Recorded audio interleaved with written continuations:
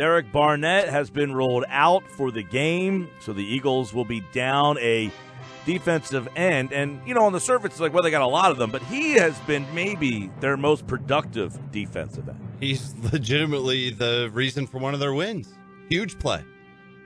That makes you feel worse about the defense. Doesn't make me feel better. No, that's legit. I will give you that. Barnett's really coming on. He's growing on me. Yeah. And according to reports, we'll get John's take on this in just a second here. It's John McMullen, of course, here on the Sports Bash, brought to you by Harrah's Resort Bally's Atlantic City Wild Wild West. They're taking bets at the sports book. Break it with your bookie and wager today at the book. Gambling problem, call 1-800-GAMBLER. This has the potential to be a multi-week injury for Derek Barnett, so he is out for the game. The impact on that. Let's bring John McMullen onto the Boardwalk Honda hotline and get his take on that right away, John, because I think Barnett's been maybe the most productive defensive end that this team has had. No, I'm not going to agree with you there. I mean, statistically, but as we've seen, that isn't necessarily a fair sort of way. So, how people understand in baseball that maybe wins and losses for a starting pitcher aren't really what they seem to be. That's similar when you talk about sacks. If you look at the film, I mean, it's pretty clear Brandon Graham's the best defensive end on this team. He has been. And, Jim Schwartz uses that rotation system. If you're going to rate the 4, to be honest, Derek Barnett would be number 4 on a consistent basis. But that's not to say he's not improving. And he has a high ceiling as a player. There's no question about any of that. But right now, and I've said it for a while, the 3 best defensive ends on the Eagles are the 3 veterans, and that's Brandon Graham, Michael Bennett, Chris Long. So they'll be fine. They'll be fine at that position. They're extraordinarily deep there. No doubt. That's a spot where they do have some depth, and they do have the ability to kind of handle a loss there. Any changes? Graham, Bennett, Long, obviously Josh Sweat is a guy they have as well. Does he get some snaps? Is he active, or do they shorten the bench per se? Well, I think Josh is going to be active. The question is, Jim has basically gone – those guys have been extraordinarily close as far as playing time. All 4 of them getting significant snaps, Barnett the most, Graham second, Bennett third, and Long fourth. A lot of that has to do because Derek's the one young guy. So from that standpoint, the workload, if you want to look at it down the road, you want to keep the 30-plus guys as fresh as possible for the second half of the season. But that's what the NFL is. I mean, they have been able to keep them fresh through the first quarter of the season. I do think he shortens it up. I think you'll see a little bit of Josh Sweat, but it won't be like him taking the fourth amount of snaps that Chris Long gets. I think it's basically about 42 reps Derek Barnett's been getting, and I think you split them up between the 3 guys. Do we know what's wrong with him here and when this occurred? Because when I saw that he was out, I heard you guys talking about this last night, and it's one of those injuries. It's almost like Corey Clement, where you're like, he'll be fine, he'll be playing. Now, there's a possibility. It sounds like that he could be out a couple of games. Yeah, Doug admitted it happened in the game last week. It wasn't evident of when it happened. And it's interesting because Doug kind of quipped, well, when else would it have happened? And like no one's ever gotten injured at practice before. So I didn't understand where he's going with that. But, this team has shown this year even more so. And I think this is a league-wide trend as well. They're going to be cautious about things. Darren Sproles is out again. And so I think they've shown that they're going to err on the side of caution.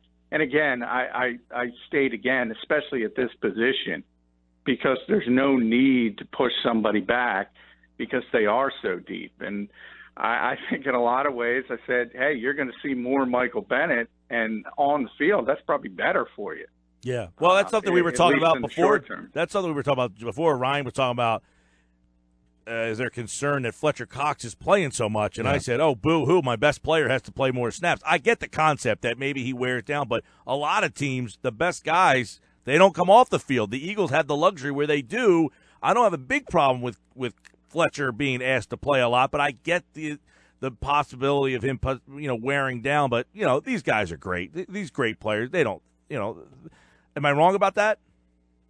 No, I agree. If you look at Fletcher last year, in fact, early in the season, because they had more depth, and Tim Jernigan was there and Bo Allen was there, they limited his snaps. But as it got late and you got into the important games, they weren't limiting his snaps.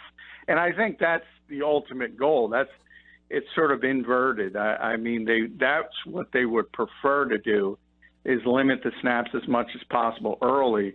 So when you're in that playoff run, hopefully deep playoff run, then they can play basically every snap. I think that's the ultimate goal, not only with Fletcher, but also a guy like Brandon.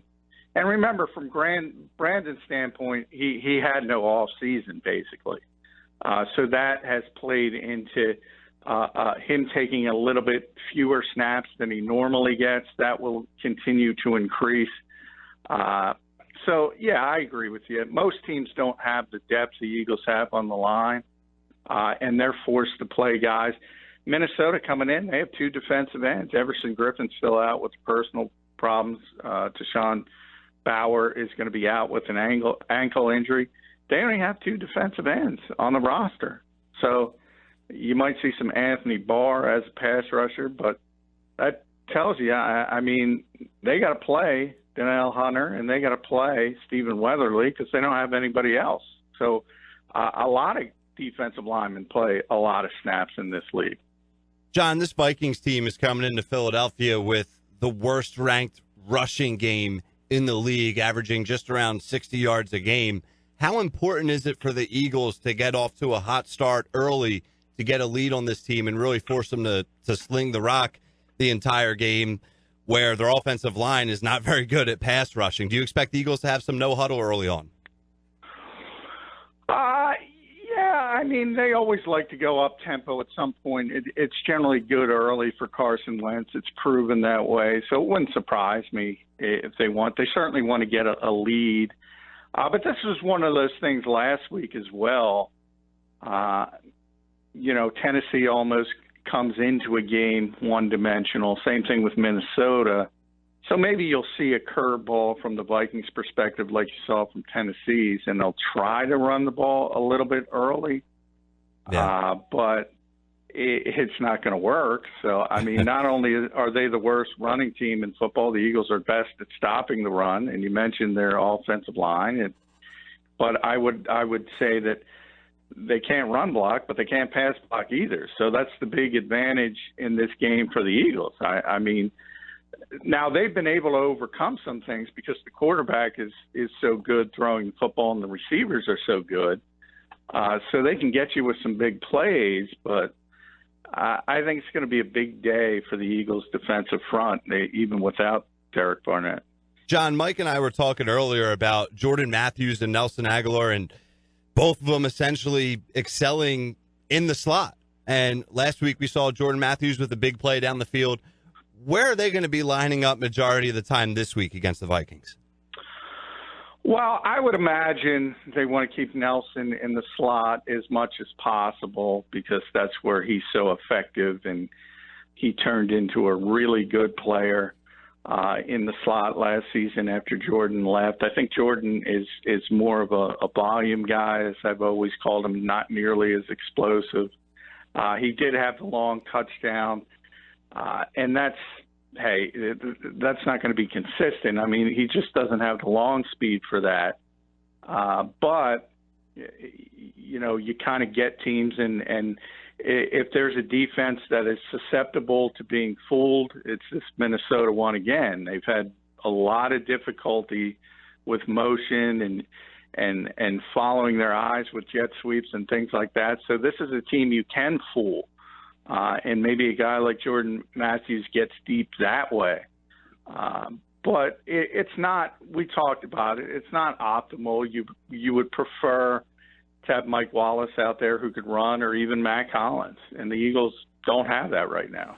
Yep, they've got some questions at the wide receiver spot. We also know that Sproles, as you mentioned, will not play. We do know that Clement is questionable. Any gut feeling there?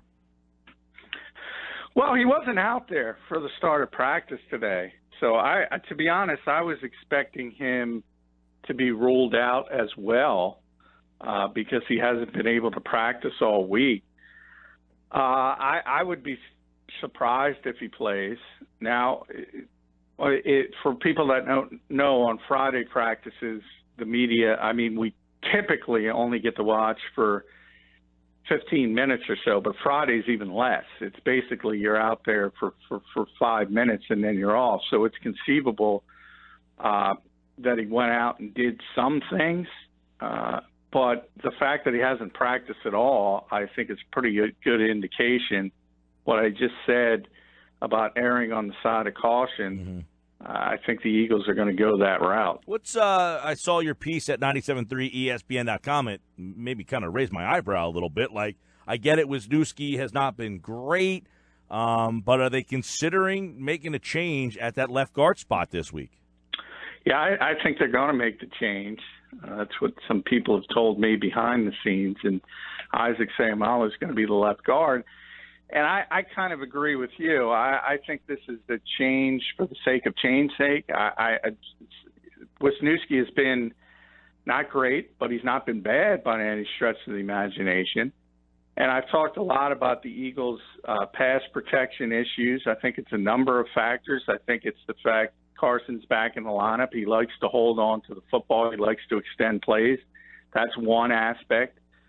Jason Kelce is playing with an injured knee, although the Eagles refuse to acknowledge that. He's just a tough guy. And from what I hear, it might be a sprained MCL, and he's playing through it. And that's why you see some of the zone option, outside zone option plays, the Eagles are not going to them in the run game because Jason Kelce's not himself. Jason Peters has been dealing with a quad. So you have all those issues, and then you have the pass protection issues in the backfield from not having Darren Sproles and Corey Clement, and you're going to point at Wisniewski? I mean, that's alarming to me because you saw a lot of outside pressure, mainly talking about Jalen Mills. And it seemed like from early in this week, the Eagles were talking about personnel moves. And I think while they're saying outwardly it's not time to panic, this is the type of move that strikes me as panic because, remember, Isaac Seumalo, not only did he fail at left guard early last season, and we remember how bad that was, he spent this entire offseason training camp. It barely worked in the offseason because he was injured, but in training camp he was playing center almost exclusively. And now all of a sudden they wake up and say they want him back at left guard and say he's going to be better than Wiz. I don't think that's going to be the case. Which is funny, too, because is Warmack still on the roster? I mean, there was a time last year where they went to him for a week or two, and you know, once Seumalo struggled before they finally settled on Wisniewski, and it almost feels like, you know, they're kind of just grasping at straws here, going back down, like you say, making a change just to make a change. Yeah, I remember talking about that with you last year. It was almost like they consider Wisniewski to be such a great interior backup guy. He can play center, he can play either guard, that's the role they want him in.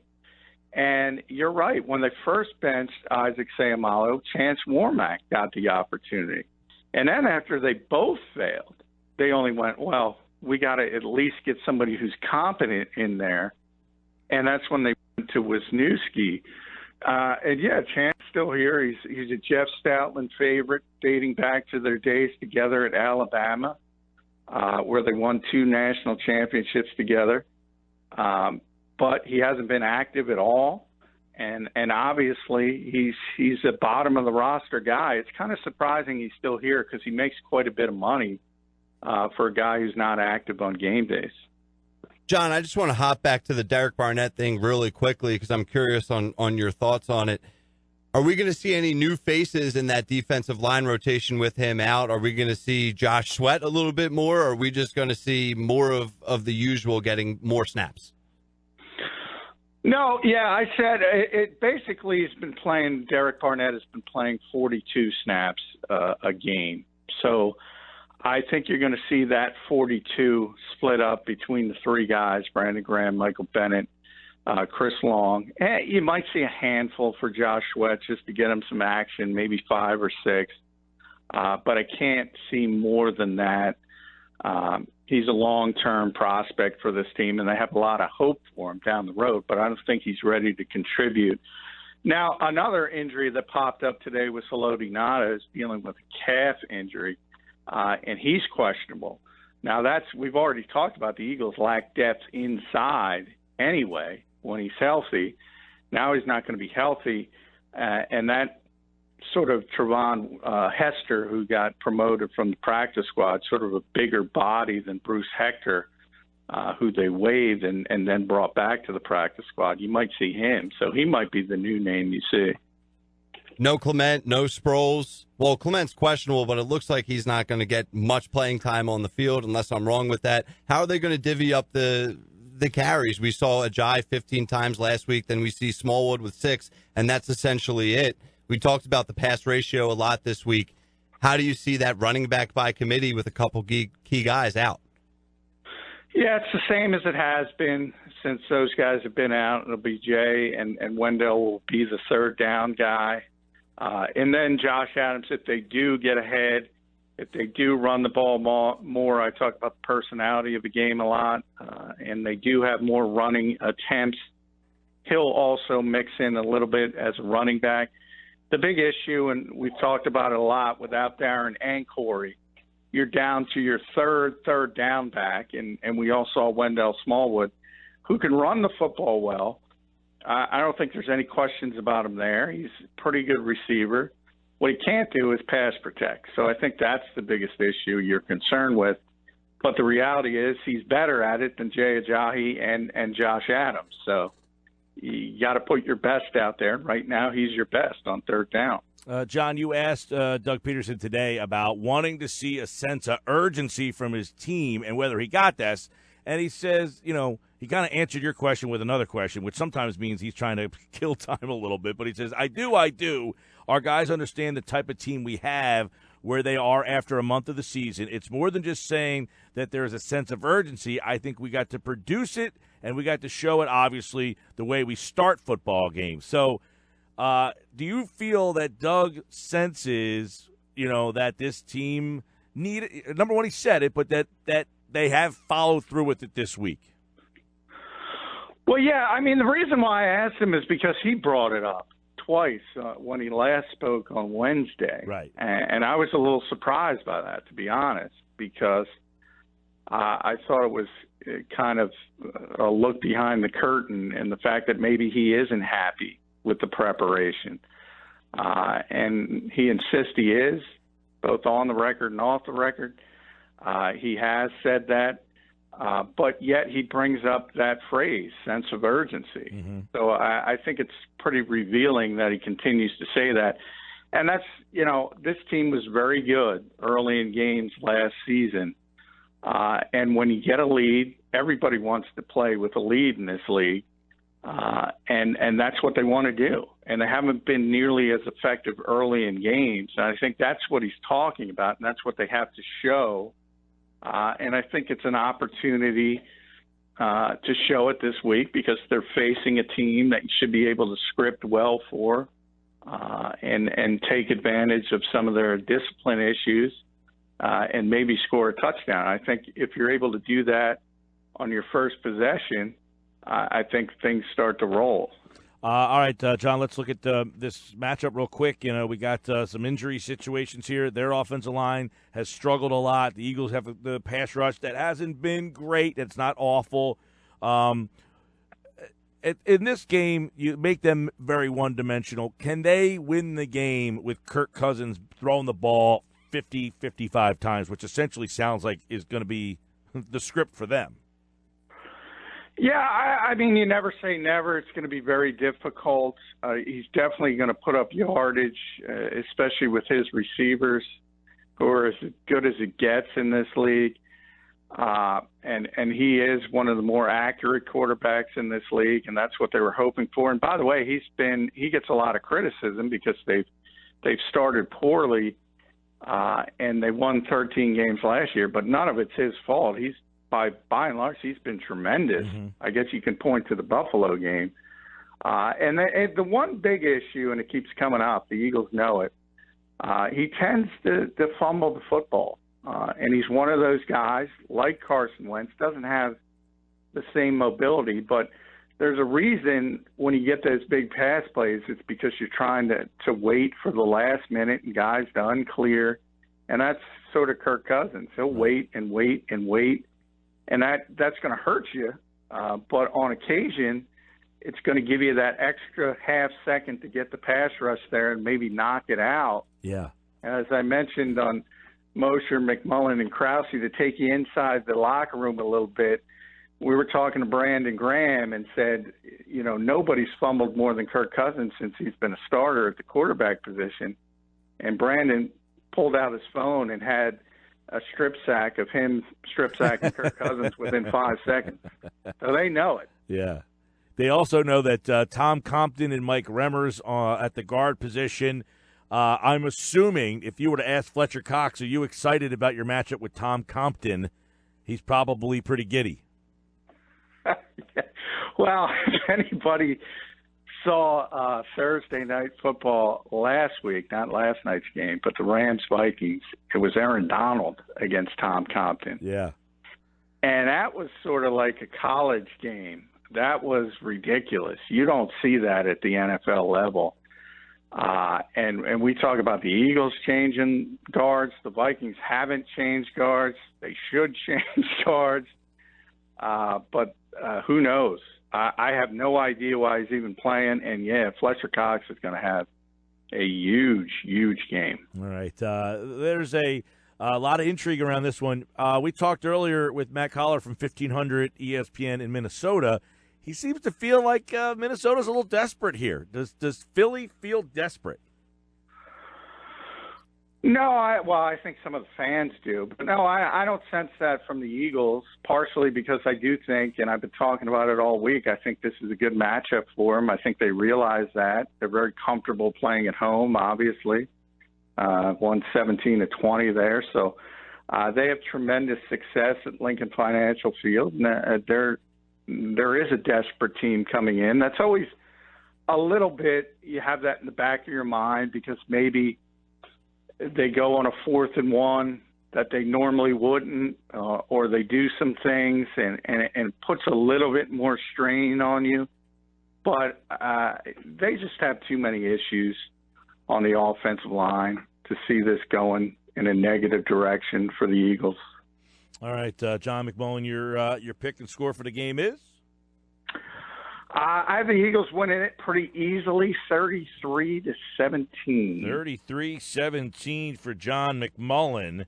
So there you go, 33-17, a breeze at the link. John McMullen will be there. He is here on the Boardwalk Honda Hotline, and a great Mosher, McMullen, and Krause show last night. That was very entertaining on my drive home. You can check those guys out every Thursday night at the Landmark Americana on the Rowan campus at Glassboro, and, of course, right here every day on the Sports Bash on 97.3 ESPN. John, we will talk on Monday with the recap, pal. All right, thank you, guys.